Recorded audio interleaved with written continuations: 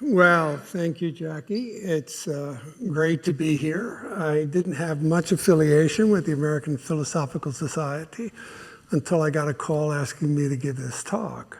And I'm delighted to do it. 1743 is a long time ago.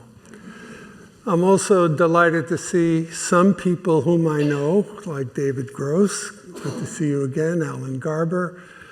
But most people whom I don't know, and so I hope you find this interesting. If you wanted to live in interesting times, these are the times. And what I'd like to talk about today is basically the title of the talk. If they could roll forward, it should have had a title on it. In any case, the comments that I want to make have to do with an essay that I wrote with Tom Rosenbaum this past summer. Tom is the president of Caltech. And it was published by Elsevier, and it's available online. And if anybody afterwards would like a copy of the essay, it's Conn at UC San Diego, ucsd.edu. Conn at ucsd.edu, that's it. So in preparation for this, I've been thinking about it a lot. I'm sure everyone in this room is thinking about it a lot. I attended a seminar by a very distinguished political scientist just this past Wednesday night, Barbara Walter from University of California, San Diego, who's a specialist in these issues of autocracy and democracy. And it was an awakening. And she is not hopeful. That's the sense of our times.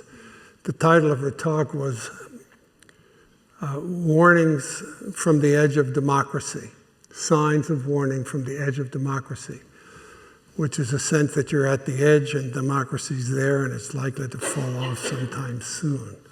So it's a real worry. If I could move these forward. Is this a clicker? I don't know how to move the slides. There you go. Yep, just the green button. Thank you very much. So let me start by framing the conversation with how I would see it. And this should shock you. It should shock you that this list of countries and the United States are on the same slide. But the things that are happening in the United States right now are very similar to what happens at the beginnings of almost all autocracies.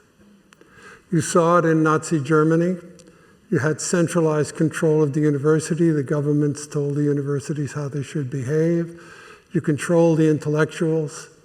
And you have a bogeyman. Unfortunately, it was the Jewish people who were the bogeyman of the Nazi Germany. Today, for us, it's immigrants. The Soviet Union had its Marxist-Leninist ideology for a very long time. You know about its political purges, you know about its censorship, you know about its suppression of dissent and speech. Today, Russia is no different, maybe even worse. China is a dictatorship, no matter how you cut it. And particularly, they had trouble with Mao back in the mid-60s, early 70s with the Cultural Revolution. Universities were closed, intellectuals were sent to the countryside for rethinking. They took the little red book with them. But it's not different today, very much. As I said, I was president of the Kavli Foundation, and we had two endowed institutes in China. One at the University of Peking, which is their oldest and perhaps most distinguished university, the other at Tsinghua, the MIT of China. On the same day, in February of 2014, Xi fired the presidents of both universities. As far as I could tell, they had done nothing. But he was a year and a half into power. Control of the universities was crucial, and he was going to send a signal to everybody running a university in China. I'm in charge. Don't get out of line, control the students, make sure you don't have protests. The president of the University of Peking, by the way, was a friend of mine. He visited the Kavli Institute for Theoretical Physics at Santa Barbara, and I got to know him well. Member of the Chinese Academy of Sciences, and still out. So these are the kind of behaviors you see: control of the intellectuals, control of the universities. And we in the United States, unfortunately, are moving in the autocratic direction. Hungary is already there with 15 years of Orban, and we're at the start. What characterizes these threats? Well, for universities and science, I'll get into the particulars, but there's an attempt by the federal government to prescribe how the universities ought to work and what the principles are by which they should operate. Now, we've never had that at any time in American history. This is a move towards autocracy. Every autocrat does it. No Democrat does. How do you enforce your will? Well, you threaten to decrease funding for the grants. You tend to want to lower their overhead. You want to extract fines from the universities for perceived social mistakes. You tax the endowments of payouts from the universities. That is the worst idea I've ever run into. Think about it. You may take a rich university like Yale, so I'll use them example since Alan Garber is in the audience. I won't use Harvard. And their endowment's $45 billion or so. It pays out about $2 billion a year. It covers half the operating costs of Yale University. What do they do with the $2 billion? Almost half of it goes to support those who cannot afford to go to Yale. What are you doing taxing that money? It's insane. But it's control. You control the funds, you try to control the behavior. For science, it's been particularly bad. The Trump budget was to cut the National Science Foundation budget by half. By half, from $9 billion to $4.5 billion. Unheard of. And the assumption was that $4.5 billion was waste, fraud, and abuse. You believe that? I got a bridge in Brooklyn to sell you. So, National Institutes of Health, the cut was to be 30%. These are draconian cuts. Now, Congress knew better, and the cuts will not be anything close to that, but there will be cuts. We're not going to see increases. Flat is the new normal. So cutting the budgets of the science agencies is one way to get additional control over the universities.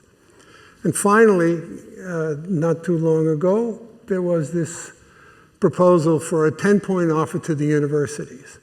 Agreed to government rules and oversight, and we'll give you preferential funding. It's a Faustian bargain. They're bribing you.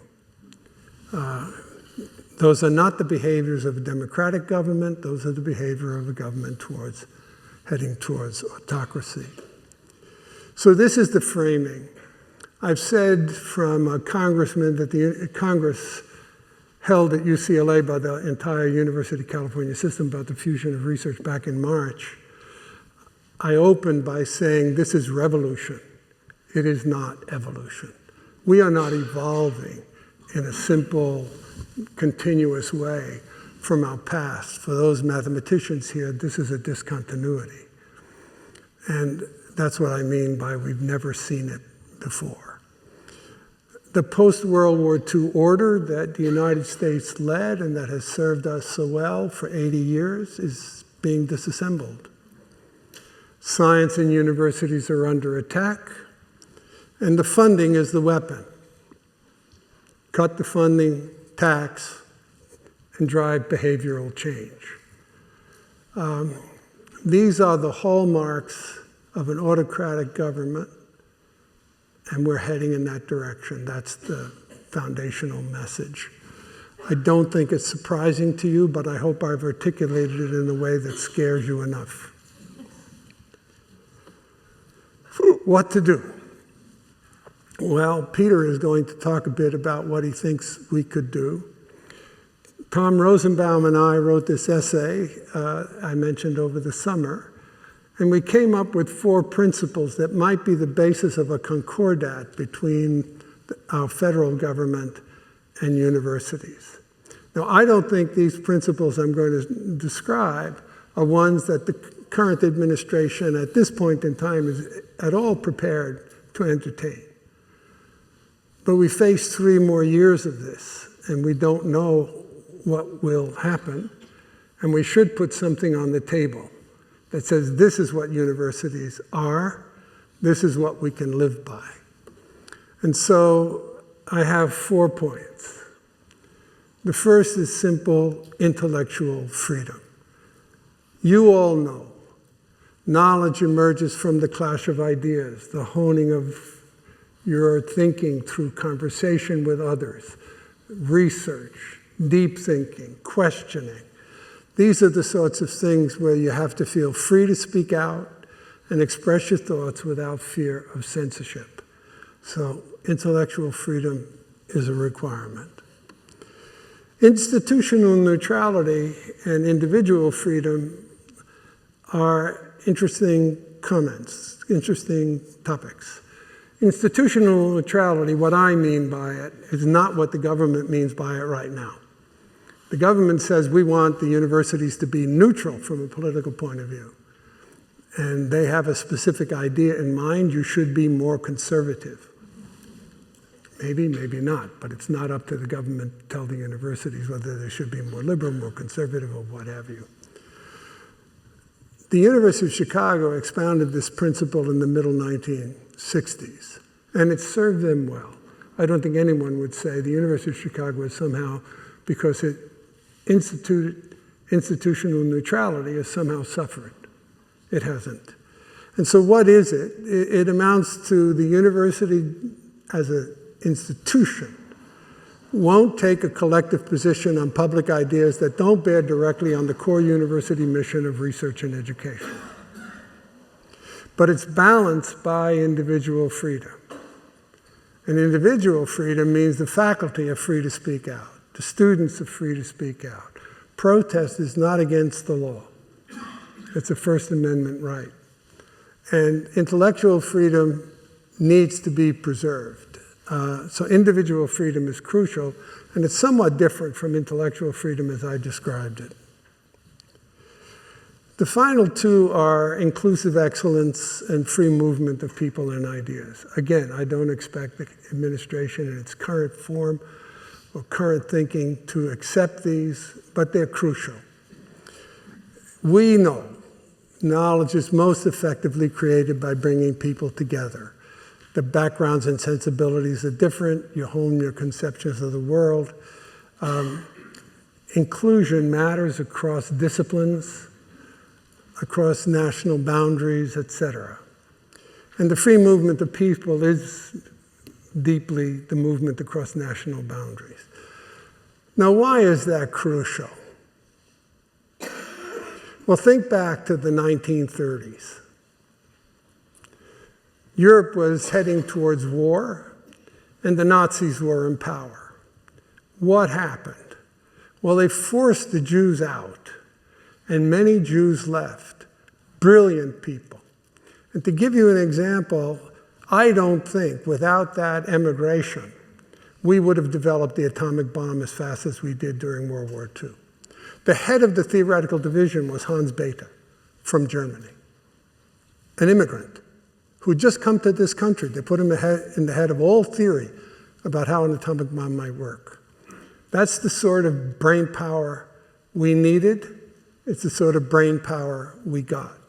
And we learned from that. And after World War II, we had a whole approach which allowed the best and the brightest to come for education from anywhere around the world. We were open to it. And we got the best and the brightest. And I think that that underpins why we've had such success in discovery and innovation in science, for example, that we've had for the past 80 years, right? So we need free movement of people. We actually need immigration, particularly to our universities. And I would close with 2 examples. I'll ask you to think about, of the top 10 companies in the United States, headquartered in the United States by value, like NVIDIA's worth $5 trillion and Microsoft is worth $4 trillion. Of the top 10 valued companies in the United States today, how many are led by people who came to the United States for education? Just give it some thought. Have a guess. Half. Fully half, way more than a fraction in the population as a whole, are running Google, are running Microsoft, are running NVIDIA, are running Elon Musk, came here for education from South Africa. So it's clear they've made impact, and we're going to restrict that in the future with the policies of the current administration. The second thing, and this is what I'll end on, is it's kind of a baseball metaphor. So I played baseball as a kid. I was good enough to get into the Yankee farm system. Okay, so I know the game. We just saw one of the greatest World Series in decades. Fabulous. Final game, they win by 5-4. I mean, that's the difference. That's how close and intense the competition was. Now, suppose I said to you, next year, we're not going to let any foreign players play baseball in the United States. You laugh. You laugh, properly so. What's the difference between that and saying, I don't want the best and the brightest to come to graduate school here? There's no difference. And I'll tell you, 30% of the players in Major League today are born elsewhere and come here and they're not citizens or permanent residents. 30%. 25% in the last 25 years have won the MVP, most valuable player. Would the game be better without them? Obviously not. Obviously not. And yet we're lowering our bar. We're lowering the value, the quality of our game. It's not where we want to be. It's not where we want to go, but it's where we are heading. And I'll leave it with you at that, and we'll have more discussion during the panel. Thank you very much.